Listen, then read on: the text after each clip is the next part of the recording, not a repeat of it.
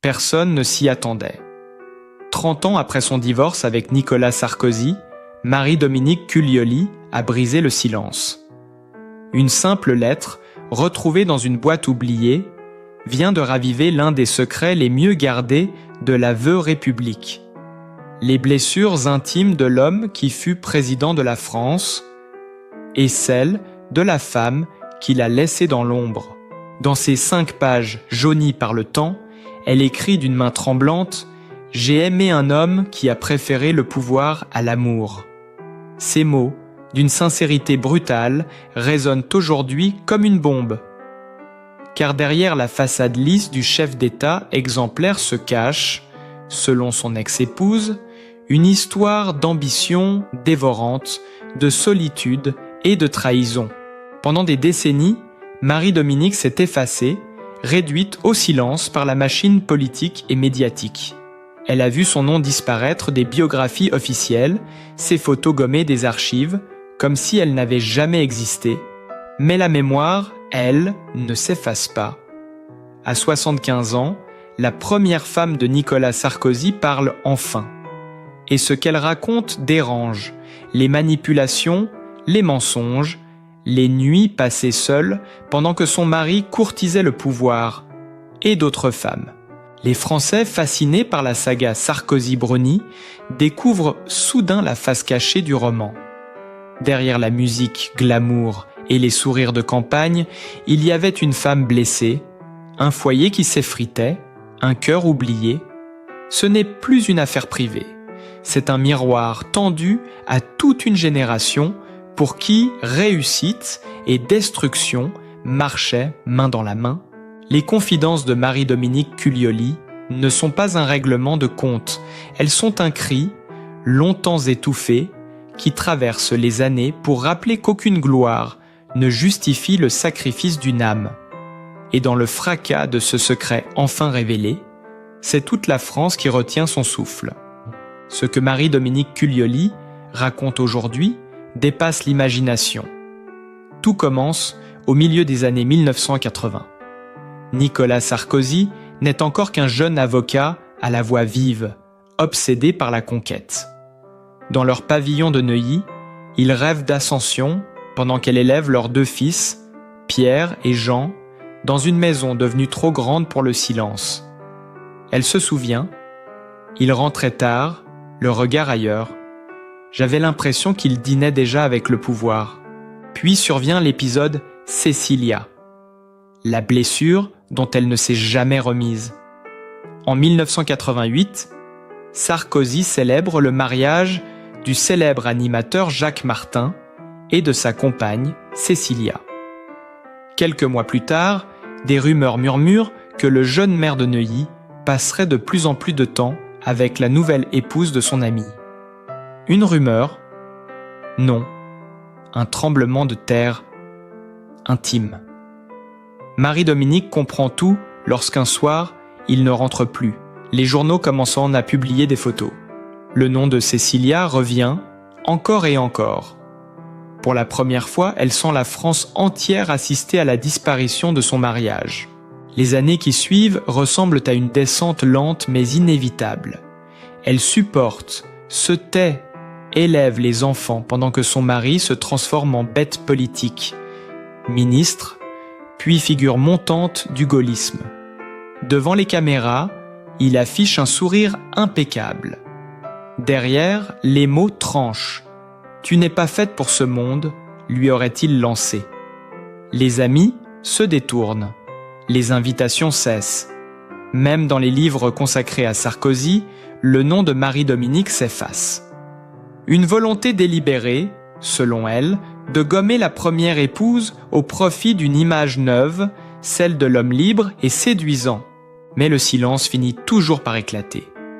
En 1993, au moment du divorce, elle rédige cette fameuse lettre, jamais envoyée, jamais publiée, où elle écrit qu'elle a été utilisée comme une vitrine morale dans la montée en puissance du futur président.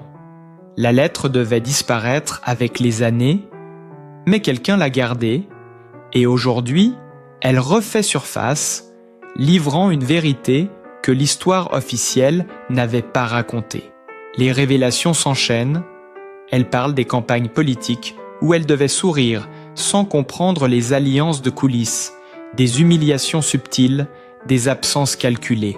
« J'ai compris que j'étais devenue invisible », dit-elle d'une voix calme, invisible, mais lucide.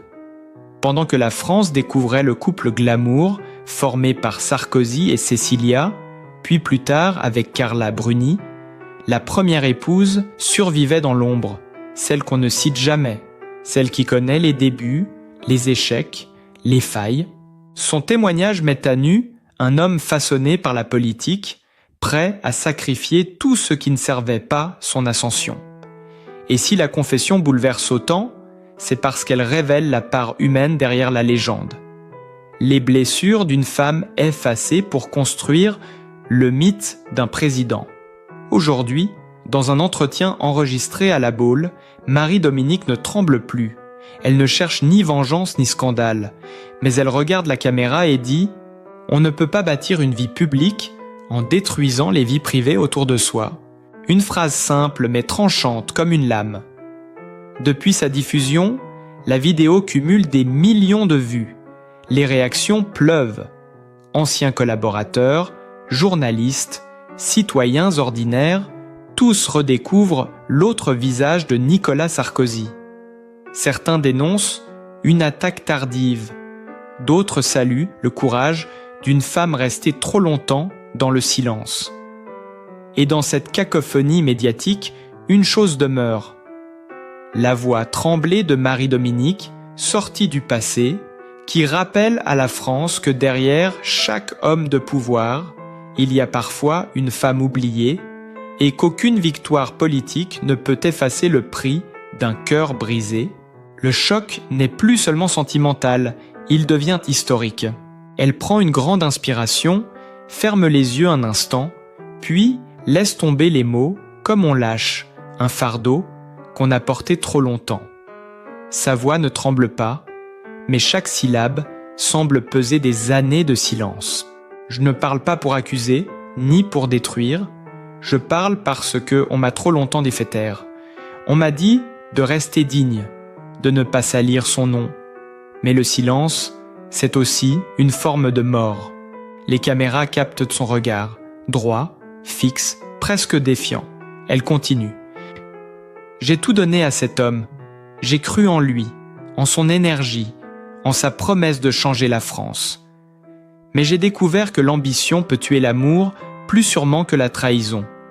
Ce n'est pas une femme blessée qui parle, c'est une témoin. Une témoin d'un système qui broie tout sur son passage, y compris ceux qui ont aimé sincèrement.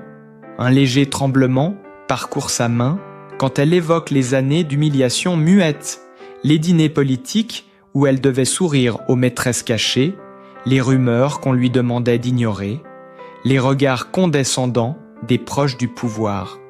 Et on me disait « Sois fier, ton mari sera président ». Mais je savais qu'en échange, je devais disparaître. On m'a demandé d'être l'ombre et j'ai accepté, par amour, j'ai eu tort. Les mots sortent désormais sans filtre, comme une confession que le cœur retient depuis trop longtemps. J'ai porté son nom, ses enfants, ses secrets. J'ai vu l'homme se transformer en icône, puis en machine. Et plus il montait, plus il m'effaçait. Il y a eu un moment où je ne savais plus qui j'étais, sinon la femme qu'il fallait oublier. Un silence, lourd, s'installe dans la salle. Puis, elle ajoute, d'une voix plus douce, presque résignée, « Je ne veux pas sa chute. Je veux seulement que l'on sache que derrière chaque visage public, il y a des ruines invisibles.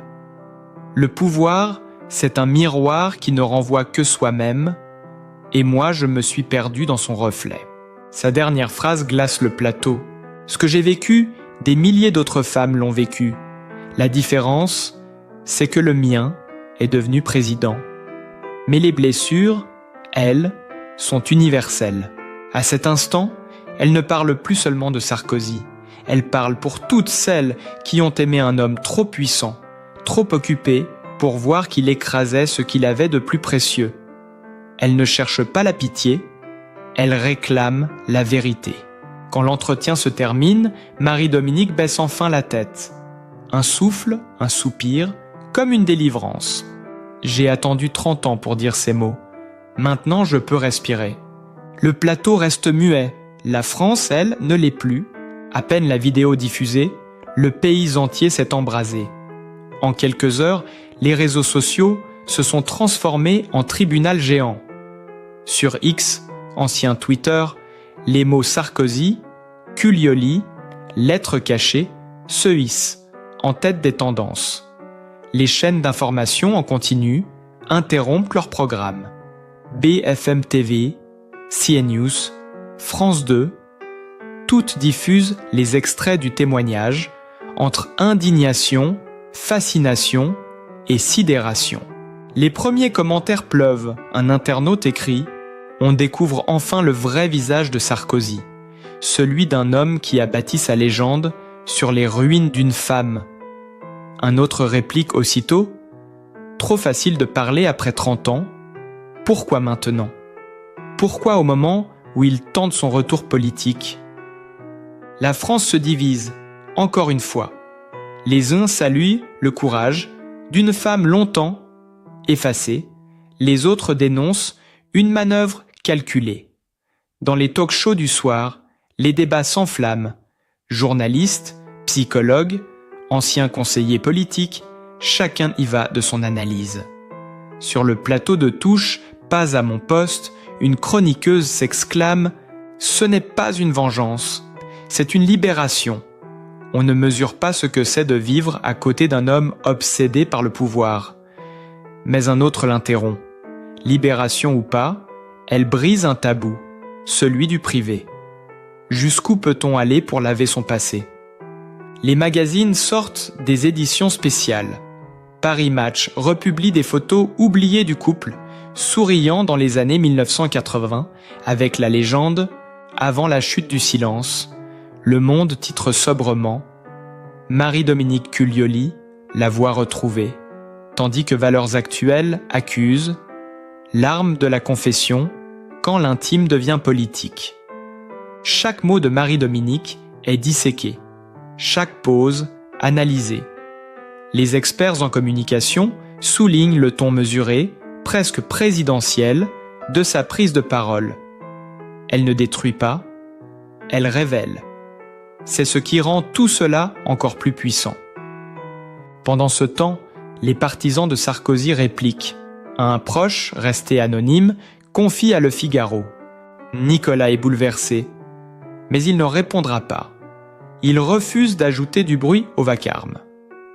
Carla Bruni, de son côté, publie une story énigmatique sur Instagram. La dignité, c'est se taire quand tout le monde crie. Un message qui enflamme davantage les débats.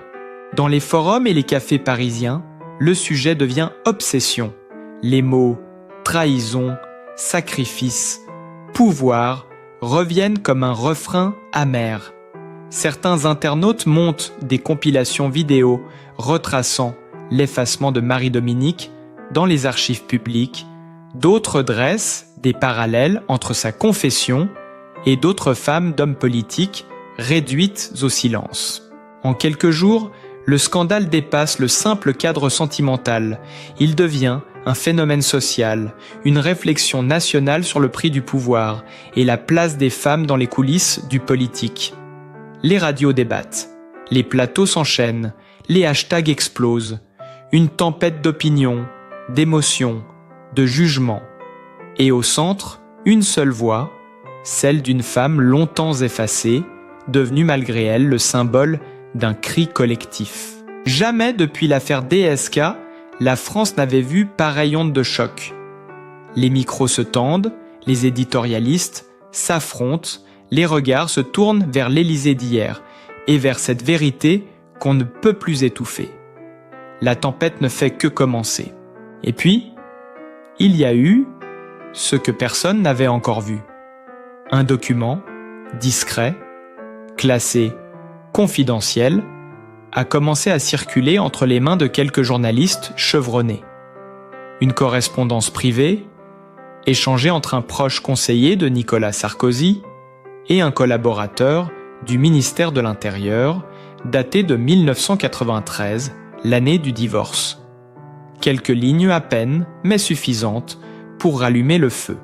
Le dossier personnel doit rester fermé, aucun élément ne doit filtrer sur la première épouse. Une note sèche, administrative, presque glaciale. Pourtant, elle laisse deviner une consigne claire: effacer Marie-Dominique de la narration publique. Selon une source proche du dossier, cette directive aurait été donnée juste avant la première campagne municipale du futur président. L'objectif: présenter un homme neuf, libéré de son passé. Une stratégie classique, mais ici, méthodique. Les archives photographiques de Neuilly auraient été triées, certaines images du couple retirées des albums officiels. Même dans les biographies publiées à l'époque, le nom de Culioli apparaît à peine, parfois remplacé par une mention vague « épouse d'alors ». Ce n'est qu'une rumeur, peut-être. Mais plusieurs témoins confirment l'atmosphère d'alors. On ne devait plus prononcer son nom. C'était une consigne tacite. Un ancien collaborateur, sous couvert d'anonymat, confie à Mediapart: on ne voulait pas d'un passé familial trop ordinaire. L'image devait être celle d'un homme de destin, pas d'un mari en crise. Un autre document, encore plus troublant, provient d'un ancien carnet personnel retrouvé par un archiviste. On y lit une phrase griffonnée de la main de Marie-Dominique: « Ils veulent me gommer comme on efface une tache sur un costume ». Cette phrase, jamais publiée, aurait été extraite d'une version inachevée de sa lettre de 1993. Plus surprenant encore, des enregistrements téléphoniques internes, conservés pour des raisons de sécurité, laissent entendre qu'à cette période, des proches du maire tentaient de dissuader certains journalistes de remuer le passé conjugal. L'un d'eux aurait reçu cette menace feutrée: si vous publiez, vous n'aurez plus d'accès à la mairie. Les révélations, goutte à goutte, transforment cette affaire intime en véritable thriller politique. Les rédactions s'agitent, les avocats s'en mêlent, des vérifications sont lancées, des archives rouvertes.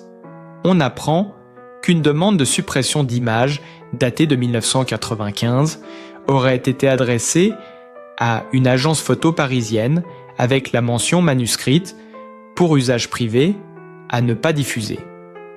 Les réseaux sociaux s'enflamment de nouveau. Certains y voient la preuve d'une manipulation d'État, d'autres dénoncent une chasse aux fantômes.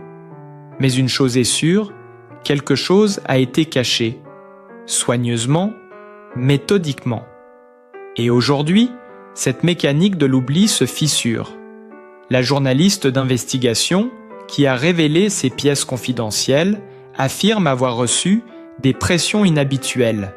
Elle refuse de révéler sa source, mais promet: ce n'est que le début. D'autres documents viendront. L'histoire qu'on croyait enterrée n'a pas encore livré tous ses secrets. Et dans ce silence tendu, presque électrique, la France retient son souffle. Car si ces fuites se confirment, ce ne serait plus seulement le cri d'une femme qu'on a voulu effacer, mais le dévoilement d'un système entier construit sur l'art de faire taire. La tension atteint son paroxysme. Ce soir-là, dans un plateau aux lumières crues, Marie-Dominique Culioli accepte de parler une dernière fois. Le visage est calme, mais les yeux trahissent une tempête contenue. Devant elle, des dossiers, des lettres, des photos, le silence avant l'aveu. Les journalistes retiennent leur souffle. La caméra zoome lentement. Elle ouvre un dossier, sort une photo en noir et blanc, elle, jeune, souriante, aux côtés de Nicolas Sarkozy, encore inconnu du grand public. Elle la fixe longuement, puis murmure: « Voici l'homme que j'ai aimé, et voici celui qui m'a détruite. » Sa voix se brise, un murmure traverse la salle. Elle reprend, plus fort cette fois: « Pendant 30 ans, j'ai porté cette douleur comme un secret d'État. J'ai vu mon nom disparaître, mes enfants grandir dans la honte du silence, et la vérité être remplacée par une légende. Mais ce soir, je rends ce qui ne m'appartient plus, le mensonge. Les images de la diffusion en direct font l'effet d'un séisme. Les réseaux saturent, les hashtags explosent. Mais sur le plateau, une autre scène, plus intime, bouleverse. Marie-Dominique sort la fameuse lettre de 1993, la version complète, jamais révélée. Les mains tremblent légèrement, le papier jaunit, se froisse. Elle lit à voix haute, mot après mot, les phrases qu'elle n'avait jamais osé prononcer. « Tu m'as promis l'éternité, tu m'as offert le vide, tu voulais briller, tu m'as éteinte, et quand tu es devenu l'homme de la France, tu m'as fait disparaître comme si je n'avais jamais existé. » Une larme roule, lente, silencieuse, pas de geste théâtral, juste cette vérité nue, impossible à détourner. Le public figé ne respire plus. Même les journalistes ne prennent plus de notes. Puis, d'un ton soudain déterminé, elle annonce « J'ai décidé de confier toutes mes archives à la presse, à la justice s'il le faut. Les enregistrements, les lettres, les photos, qu'on sache enfin comment la gloire se fabrique et ce qu'elle détruit. C'est la rupture, l'instant où la douleur se transforme en force. Ces mots claquent comme des éclairs. Je ne veux plus me taire, je ne veux plus protéger un nom qui m'a effacé. J'existe, et tant que je vivrai, je parlerai. » Les applaudissements éclatent, d'abord timides, puis furieux. Certains se lèvent, d'autres pleurent.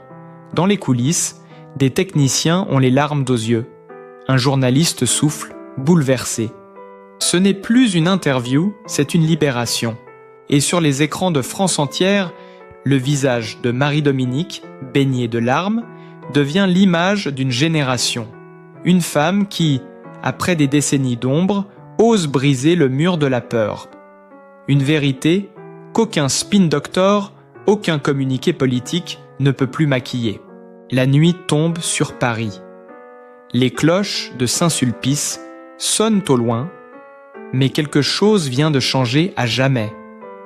La France découvre qu'un mythe peut saigner, qu'un silence peut hurler, et qu'une seule femme, armée de sa douleur et de sa vérité, peut faire vaciller l'histoire. Depuis cette nuit-là, plus rien n'a été tout à fait pareil, les jours ont passé, la tempête médiatique s'est peu à peu apaisée, mais ces ondes continuent de résonner dans les esprits. Marie-Dominique Cuglioli vit désormais loin de Paris, dans une maison discrète sur la côte atlantique. Elle cultive un petit jardin, marche souvent seule au bord de la mer, un carnet à la main. Les journalistes qui tentent encore de l'approcher la décrivent sereine, détachée, presque apaisée. Mais dans ses yeux, il reste une lumière grave, celle de ceux qui ont trop vu, trop perdu. Elle ne parle plus de Nicolas Sarkozy. Elle ne prononce même plus son nom. Lorsqu'on lui demande si elle regrette d'avoir tout révélé, elle répond simplement « Non. Ce que je regrette, c'est d'avoir attendu si longtemps. » Son ton n'a rien d'amer, juste la fatigue douce d'une femme qui a rendu ce qu'elle devait rendre au monde. Ses fils, Pierre et Jean, ont choisi le silence. Ils lui rendent visite discrètement, loin des caméras. L'un d'eux aurait confié à un ami « Ce qu'elle a fait, c'était nécessaire. Pas contre lui, mais pour elle. » Une phrase simple mais qui dit tout, la réconciliation peut-être ne viendra jamais. Mais la compréhension, elle, est là. Quant à Nicolas Sarkozy, il n'a jamais répondu publiquement. Aucune déclaration, aucune interview. Ses proches disent qu'il encaisse en silence, qu'il ne veut pas alimenter le drame. Mais certains observateurs notent qu'il apparaît plus effacé, plus grave dans ses rares apparitions. Les sourires d'autrefois ont disparu. Comme si, au-delà du tumulte politique, quelque chose s'était définitivement brisé. Dans l'image, mais aussi dans l'homme. Et la France, elle aussi, semble différente, ce scandale n'a pas seulement ébranlé une figure publique, il a réveillé une mémoire collective, celle des femmes effacées, des vérités étouffées, des blessures maquillées en réussite. Dans les librairies, les ventes de son livre témoignage explosent. Des lettres d'anonymes lui parviennent chaque jour. Des femmes, des mères, des épouses qui disent merci pour avoir parlé à leur place. Un soir, sur une terrasse face à l'océan, Marie-Dominique aurait murmuré à une journaliste « La vérité, c'est comme la mer, on peut la contenir un temps, mais tôt ou tard, elle revient. » Et dans le souffle du vent, entre le fracas des vagues et la paix retrouvée, on devine que son histoire, loin d'être une vengeance, est devenue un symbole. Celui d'une femme qui, après avoir tout perdu, a retrouvé le seul pouvoir qu'on ne peut lui voler, le droit d'exister. Le temps a passé, et avec lui, la fureur des mots. Mais quelque chose demeure suspendu entre le souvenir et le silence, cette idée que la gloire et l'amour ne se partagent jamais vraiment. La réussite laisse souvent derrière elle des cœurs désertés, des promesses qu'on n'a pas su tenir, et quand les projecteurs s'éteignent, il ne reste que l'écho des voix qu'on a voulu faire taire. Marie-Dominique l'a appris à ses dépens. Le pouvoir n'offre ni paix, ni pardon. Il ne remplace pas une main tendue, ni un regard sincère. Il use, il consume, il vide. Mais au bout du chemin, il y a la lumière fragile de la vérité, celle qu'on gagne en osant parler, même trop tard. Alors, à ceux qui écoutent son histoire, à ceux qui ont aimé, perdu ou été oubliés, souvenez-vous que le vrai courage, c'est de rester humain dans un monde qui récompense le silence. Si cette histoire vous a touché, partagez-la. Faites vivre la mémoire de ceux qu'on a effacés. Et surtout, n'oubliez jamais, la vérité, même chuchotée, finit toujours par se faire entendre. Likez, partagez et abonnez-vous pour que d'autres voix puissent, elles aussi, se relever du silence.